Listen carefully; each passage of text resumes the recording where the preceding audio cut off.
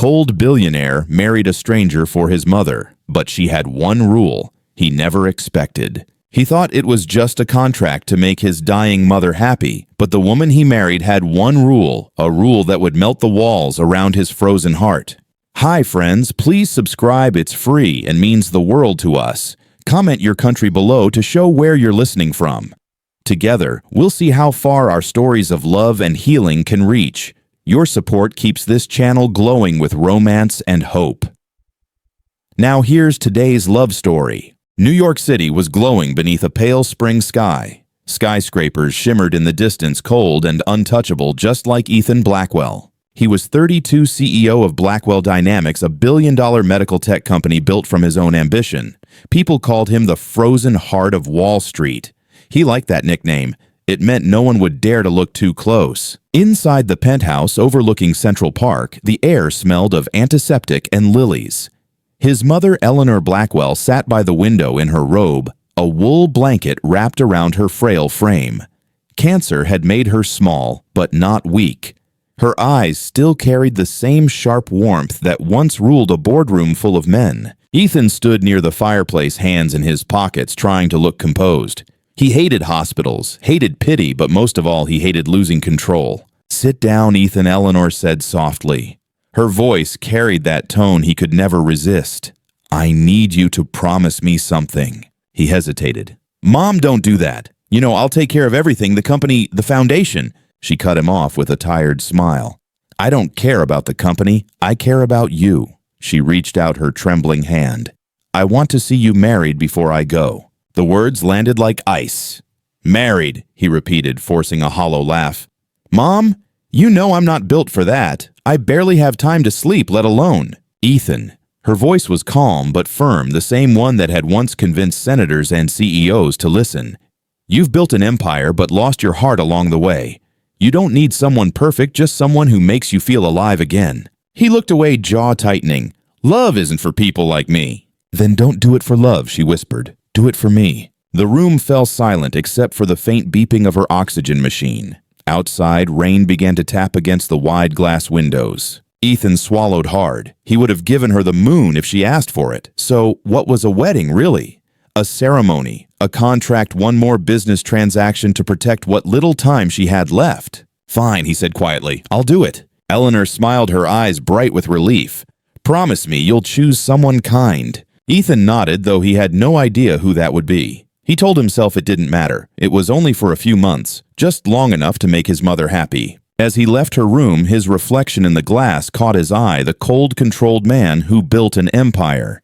He didn't notice the single tear that slid down her cheek after the door closed. Eleanor whispered to the empty room, "You think you're saving me, son, but it's love that will save you." Outside, the city lights flickered like distant stars, and for the first time in years, Ethan felt something crack, a quiet tremor beneath the armor he had spent his whole life building. A week later, spring unfolded gently across Manhattan. The air carried a mix of rain and cherry blossoms, soft and fleeting. Ethan hadn't been back to the hospital since his promise, but that morning his driver insisted Mrs. Blackwell wanted to see him in the garden. The hospital courtyard was a patch of calm in the middle of chaos, a small green space surrounded by tall gray walls. Patients sat beneath umbrellas, soaking in the rare sunlight. And in the center of it all, a young woman was kneeling beside a bed of lavender. Her jeans were faded, her hair tied messily, strands escaping with every breeze. She hummed quietly as she worked her gloved hands, brushing dirt from a cluster of roots. For a moment, Ethan forgot why he came. Then mud splashed across his shoes. He looked down, startled to find her staring up at him, bright eyes full of apology, and something else he couldn't name. "I'm so sorry," she said quickly, standing. "I didn't see you there." Ethan exhaled through his nose. "It's fine," he muttered, brushing off his tailored trousers. "It's just a pair of $1,000 shoes." Her brow lifted. "Well, lucky for you, dirt doesn't care about price tags." He almost smirked. Before he could respond, his mother's voice floated from the bench nearby. "Ethan, darling, this is Amelia Hart. She's the one who's been turning this place into a little piece of heaven." Amelia offered a polite nod. "Mrs. Blackwell's the real reason it looks this good. She tells everyone I'm saving lives with flowers." Eleanor smiled faintly. "Don't argue with me, dear. You bring life where medicine can't." Ethan studied Amelia again, the dirt on her gloves, the calm steadiness in her voice. She didn't seem impressed by him, and that was new. Well, he said, finally, you're doing good work. Thank you, she replied. Then after a beat added, you might try it sometime. Ethan blinked, caught off guard by the quiet challenge. His mother's soft laugh filled the silence. Amelia turned back to her plants, her hair catching the sunlight. Ethan looked away, but something about her lingered, the way she treated the earth as if it were alive, the way she looked through him, not at him. That night, long after he left the hospital, he couldn't stop thinking about the girl who got mud on his shoes and somehow left fingerprints on his heart. The next few days blurred into quiet visits. Ethan stopped by the hospital more often than he meant to. He told himself it was to check on his mother's recovery, but deep down he knew it wasn't the whole truth. Each time he found Amelia Hart in that same garden, hands in the dirt, humming softly, talking to the plants as if they were old friends. She greeted him with polite smiles, never once acting impressed. It irritated him, and yet he kept coming back. One morning, Eleanor called him into her room. Her voice was softer now, her breath shorter. Ethan, she said, I've made a decision. He froze. About what? About you, she whispered. I want Amelia to marry you. The words hung in the air like thunder. Mom, he said, trying not to raise his voice. You can't be serious. I don't even know her. Eleanor's eyes were steady. Maybe that's exactly why it might work. You've known hundreds of women who wanted your last name, but she doesn't even care who you are. He let out a dry laugh. This isn't a fairy tale. You're asking me to marry a stranger. She smiled faintly. No, Ethan. I'm asking you to find your heart again, even if it's through a stranger.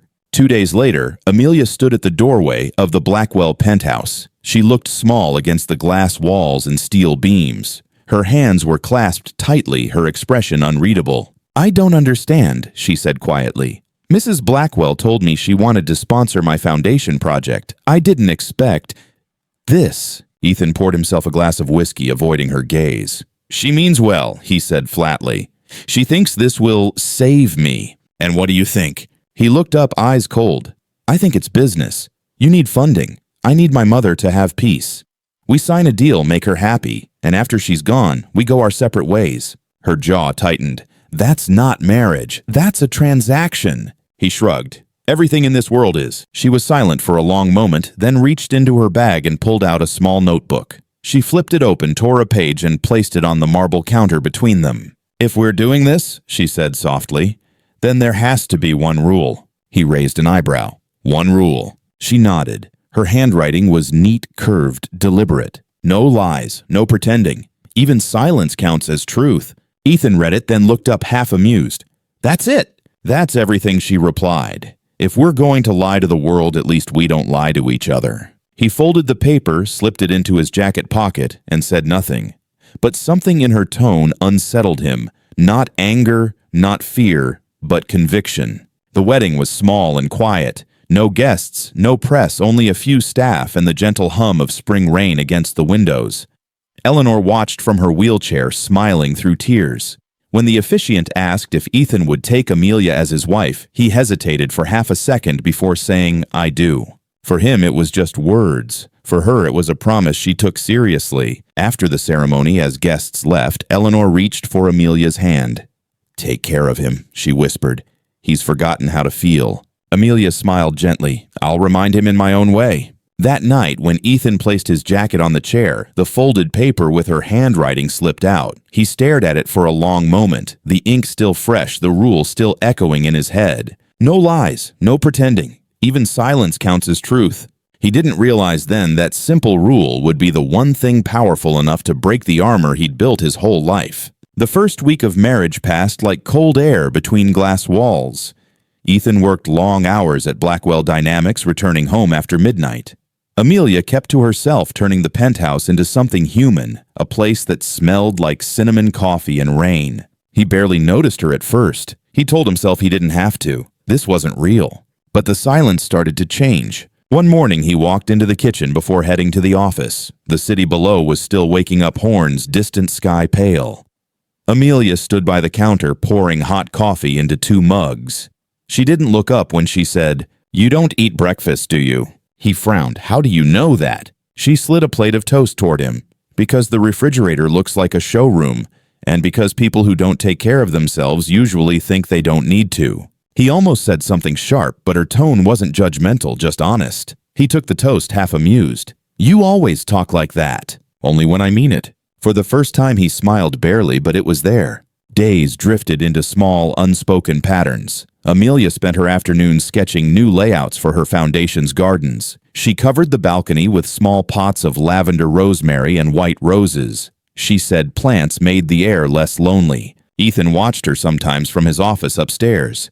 The way she hummed under her breath, the way sunlight touched her hair, it softened the edges of his world in ways he couldn't explain. One evening, a thunderstorm rolled over Manhattan. Lightning flashed across the skyline, and the penthouse went dark as the power blinked out. Ethan came downstairs with a flashlight. He found her sitting cross-legged on the floor, a candle flickering beside her sketchbook. "No backup generator," she teased. He shrugged. "I don't usually need one." "Guess money doesn't stop the rain," she said, smiling. He sat across from her, listening to the wind whip against the windows. For the first time in a long time, he didn't feel the need to fill the silence. "What are you drawing?" he asked quietly. "A garden," she said. "For your mother." She mentioned she missed her view of the lavender fields in Vermont. He looked at the paper, delicate lines, soft strokes, a rooftop turned into a small sanctuary. "I could build that," he said. Amelia tilted her head. "Not everything can be built, Ethan. Some things have to grow." Her words hung between them, gentle but heavy with meaning. When the lights flicked back on, she blew out the candle and stood. "Good night," she said, walking toward her room. He watched her go, the faint scent of lavender and candle wax trailing behind. Ethan stayed on the floor for a while, staring at her sketch still open on the table. He didn't know why he felt lighter, only that, for the first time, the penthouse didn't feel like a cage. That night before he fell asleep, he whispered to himself, almost embarrassed, "Maybe she's not just a stranger." And somewhere down the hall, Amelia smiled to the quiet hum of the city as if she'd heard him through the walls. 2 months slipped by quietly. The rooftop garden had begun to bloom, rows of lavender and pale roses swaying against the New York skyline. Ethan found himself coming home earlier sometimes, even helping her water the plants just to hear her talk. He didn't realize when the lines blurred between duty and comfort, between silence and peace. But the change didn't go unnoticed. One Friday morning, Blackwell Dynamics hit the headlines again. A new merger, a soaring stock, and a photo of Ethan with Amelia standing beside him at a charity gala the night before. The internet called it the Billionaire's fairy tale comeback. Ethan brushed it off, but for the first time, the world started paying attention to the woman who had quietly changed his life. By Monday, everything broke. An article on a gossip site appeared out of nowhere. Billionaire paid a gardener to be his fake wife. The headline was brutal. It claimed Amelia's garden foundation was secretly funded by Eleanor Blackwell in exchange for marrying her son. They even posted an old photo Amelia receiving a donation envelope from the Blackwell Foundation. Within hours, Ethan's phone filled with calls. Board members wanted explanations, investors wanted reassurance, and his pride, the one thing he'd never learned to live without, wanted someone to blame. When Amelia came home that evening, he was already waiting in the living room, the article open on his tablet. "Where did they get this?" she asked, voice tight. "You tell me," he said coldly. "Did you sell this story?" She blinked, stunned. "What? Of course not. You think I think you had a reason he cut in. You wanted funding, didn't you? My mother's donation wasn't enough, so you made sure to stay in the spotlight." Her eyes widened, hurt flashing across her face. "You really believe that?" He didn't answer. His silence said everything. Amelia stepped closer, shaking her head. "Ethan, that photo was taken before we were married. Your mother wanted to help the hospital garden. That's all it was." He let out a dry laugh. "Convenient story." She took a deep breath, her voice trembling. "You're breaking your own rule." He looked up sharply. "What rule?" "No lies, no pretending. Even silence counts as truth." For a heartbeat, he said nothing. Then without a word, he turned away. That night, the city was wrapped in heavy rain. Amelia sat on the balcony, the plants shivering under the wind.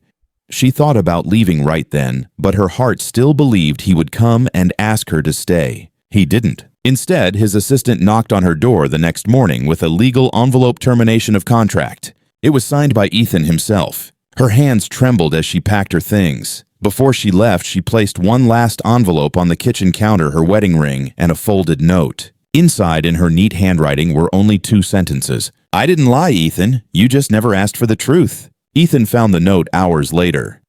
He stood in the silent penthouse, the scent of lavender fading from every corner. Her ring glimmered under the kitchen light, small, fragile, like something he'd forgotten how to hold. He poured himself a drink he didn't need. But the burn didn't help this time, because for the first time in years, he felt something heavier than guilt, the ache of being wrong. He wanted to call her to say he didn't mean it, that fear spoke louder than his heart. But he didn't. His pride held the phone down. Outside, thunder rolled through the sky, and rain hit the glass like 1,000 tiny accusations. Ethan looked out at the garden she'd built, lavender-bent petals torn by the wind. He whispered her name once softly, but only the storm answered back. Weeks turned into months. The rooftop garden wilted without her. Lavender stems dried out beneath the summer sun, and the air in the penthouse grew heavy with quiet. Ethan still went to work every day, still signed deals, still wore the same perfect suit, but the spark that once made him unstoppable was gone. Meetings blurred together, voices faded in the background. Every success felt hollow, every night too long. In late August, Eleanor Blackwell passed away peacefully. Her final letter was left on Ethan's desk, written in her careful, elegant hand. "My son, you've spent your life protecting yourself from pain. But love isn't weakness, it's proof that you are alive. If she made you feel even once, then she's already saved you." Ethan read it twice, then 3 more times, but the words didn't ease the ache in his chest. He realized what his mother had seen long before he did. He had fallen in love, and fear had cost him everything. That night, he walked through the penthouse slowly. The walls still carried her presence, her sketches pinned near the kitchen, her notebook forgotten beside the balcony door. He found one page open with her handwriting. "A garden grows where love is tended." He stared at it until the words blurred. For the first time in years, he allowed himself to feel the weight of silence. A week later, he drove north. No driver, no assistant, just him. The highway stretched endlessly between New York and Vermont, the same route his mother used to take when she wanted to breathe. He stopped by a small inn on the outskirts of Burlington.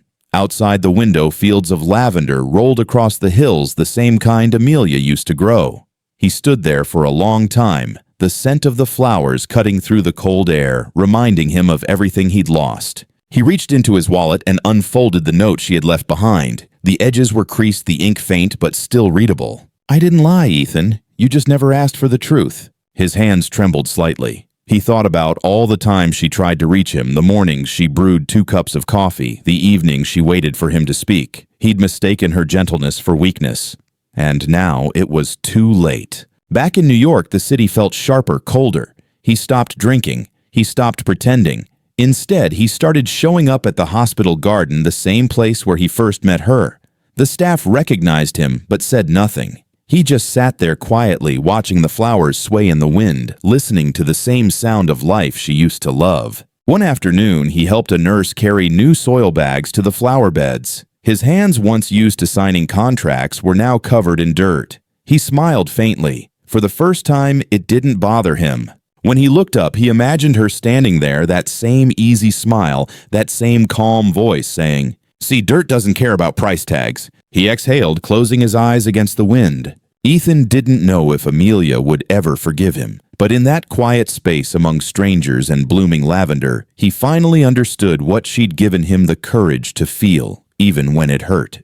And as the sun dipped behind the city skyline, he whispered, "I'm not pretending anymore." The wind carried his words away, but somewhere it felt like they found their way to her. Autumn came quietly to New York. The city traded its glass shimmer for amber leaves and soft wind. Ethan had learned to live with the silence, but not with the emptiness. He still went to the hospital garden every Friday. He watered plants, replaced wilted flowers, and sometimes talked to the nurses who used to know Amelia. One of them, a kind woman named Mrs. Lang, smiled when he showed up one afternoon. "You know," she said gently, "she didn't stop what she started. She just moved it somewhere quieter." Ethan looked up. "Where?" "Maine," Mrs. Lang replied. "She's running a place called the Healing Garden, built with the last of your mother's foundation grant." The words sank in slowly like light breaking through heavy clouds. A week later, Ethan boarded a plane to Portland, Maine. He didn't bring anyone, didn't call ahead, didn't know what he'd say if he found her. All he carried was a folded note in his wallet, the one she'd left behind months ago. When he arrived, the town was small, the kind that smelled like ocean salt and pine trees. He followed a narrow road until he reached the edge of a meadow. There it was, the healing garden. Rows of lavender stretched toward the horizon, and children were planting saplings with quiet laughter. At the center of it all stood Amelia Hart. Her hair was tied back, her hands dirt-covered as she guided a child's small shovel into the ground.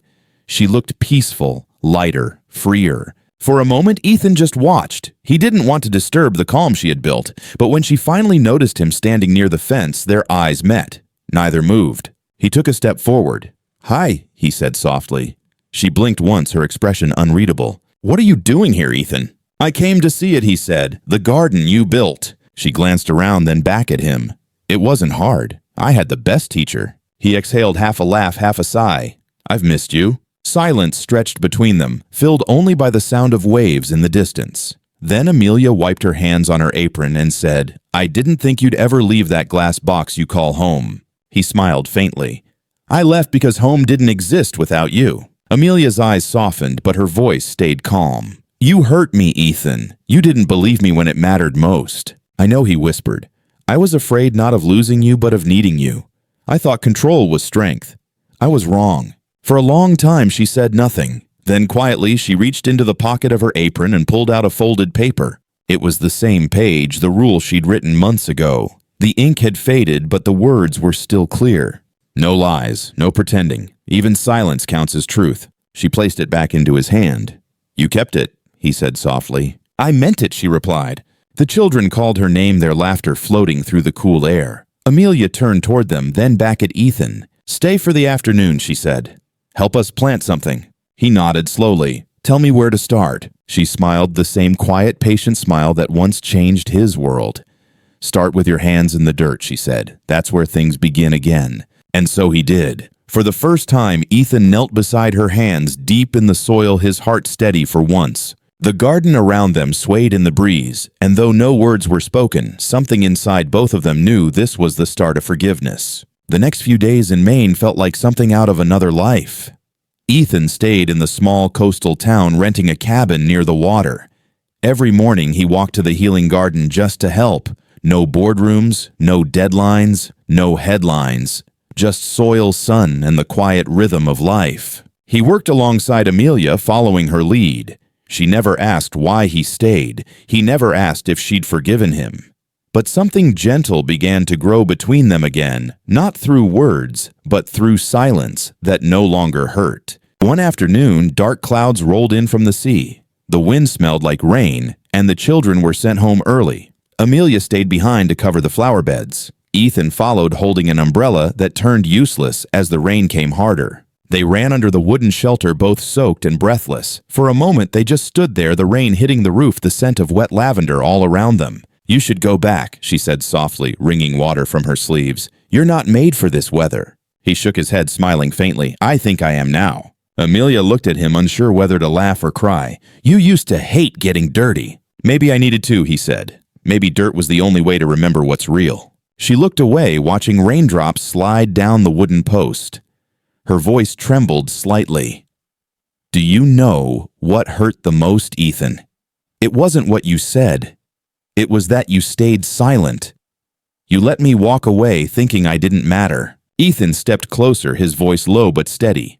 "I know, and every day since I've thought about that silence, I thought power meant never needing anyone, but I was wrong. I need you, Amelia, not to fix me, just to remind me what living feels like." Her breath caught the rain softening around them. For the first time, he didn't sound like the man she once knew. He sounded honest, raw, and unguarded. She blinked away tears that mixed with the rain. "I don't know if I can trust that again," she whispered. He took another step, his hand trembling as he reached for hers.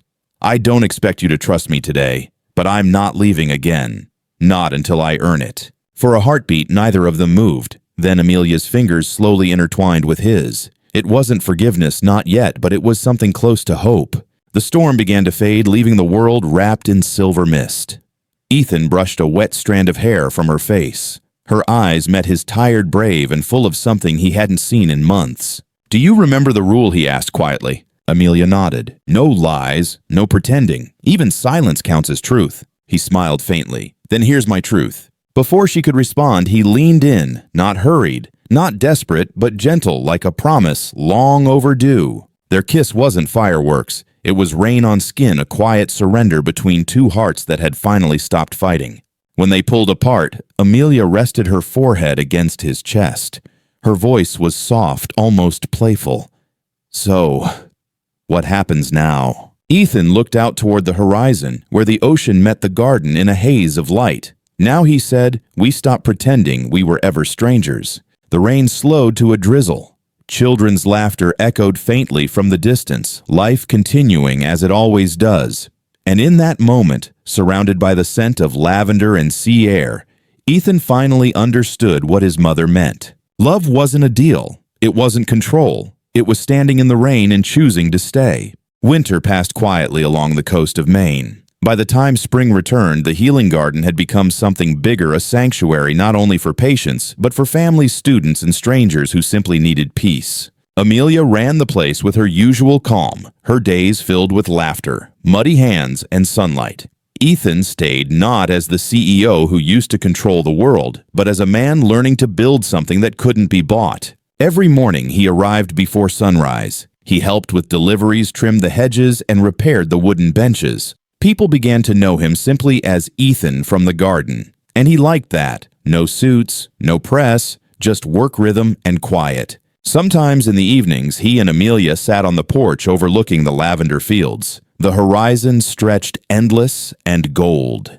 She leaned her head on his shoulder, and he thought of how far they'd come from the penthouse glass and silence. "I used to think happiness looked different," he said once. Amelia smiled. "And now? Now it looks like this," he said. "Mud under my nails and you next to me." She laughed softly, the sound that always melted his walls. Months later, they were back in New York, standing before a small crowd under the first blooms of May. The new rooftop garden at Eleanor Memorial Hospital was opening, built from Amelia's original sketches, now funded entirely by the Eleanor Foundation. As Ethan spoke to the crowd, his voice was calm, almost tender. "My mother believed healing starts where love grows," he said. She was right. He turned to Amelia and smiled. "Everything good in my life started with her and with you." After the ceremony, they walked through the garden together. Children ran between rows of lavender nurses, carried watering cans, and sunlight spilled across the city skyline. Amelia paused beside a bench engraved with Eleanor's favorite quote, "Love is not a cure, it's a beginning." She reached for Ethan's hand. "Your mother would be proud." He nodded, his eyes soft. "She already is." That evening, back at their apartment, Amelia placed a small framed photo on the table, the two of them in the garden dirt on their clothes, rain in their hair, both smiling like people who finally understood peace. Ethan slipped his arms around her waist, his voice low against her ear. "You know," he murmured, "for a fake marriage, this turned out to be the realest thing I've ever known." She turned to face him, eyes shimmering with laughter.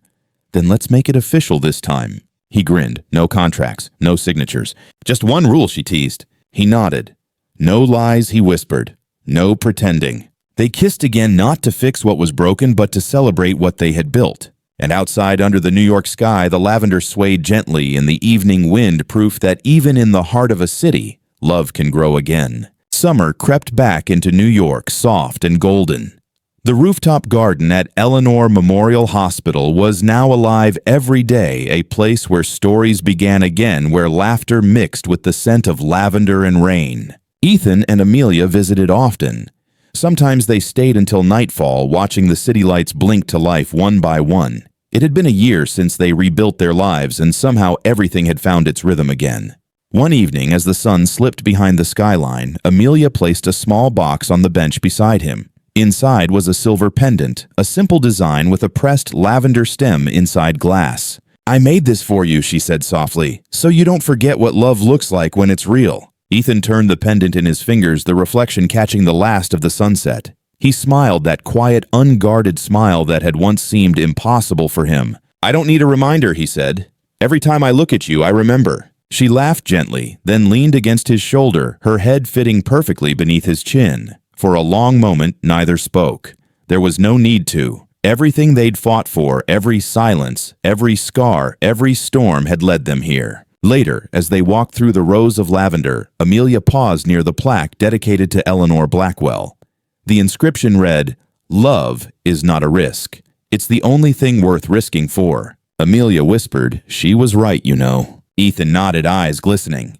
She always was. He wrapped an arm around her shoulders. The night breeze carried the faint hum of the city below, and somewhere deep inside, he felt his mother's peace. He'd once thought love was weakness, a distraction from success. Now he knew the truth. Love was the only thing that had ever made him strong. Months later, the healing garden in Maine expanded into 3 new cities. Ethan became its main benefactor, but he refused to have his name on the front gate. He said the garden belonged to everyone who still believed in starting over. At the opening ceremony, he ended his short speech with quiet conviction. "She taught me that silence can tell the truth, that forgiveness is louder than pride, and that sometimes the person you least expect becomes the one thing your heart has been waiting for." Applause filled the air, but Amelia only smiled through tears, knowing every word came from the man who had once been too afraid to feel. That night, under the soft glow of string lights, they danced barefoot in the garden. No music, just wind and memory. The lavender brushed against their ankles, and the stars above seemed to breathe along with them. He married a stranger to make his mother happy. The story would one day be told. But in that stranger, he found the truth no fortune could ever buy: love. And if you listen closely, you can still hear her laughter in the garden, the echo of her promise carried by the wind. No lies, no pretending. Even silence counts as truth. If this story touched your heart, remember, love begins where honesty lives. Subscribe to the channel for more stories about second chances, where hearts break, heal, and bloom again, just like in the healing garden.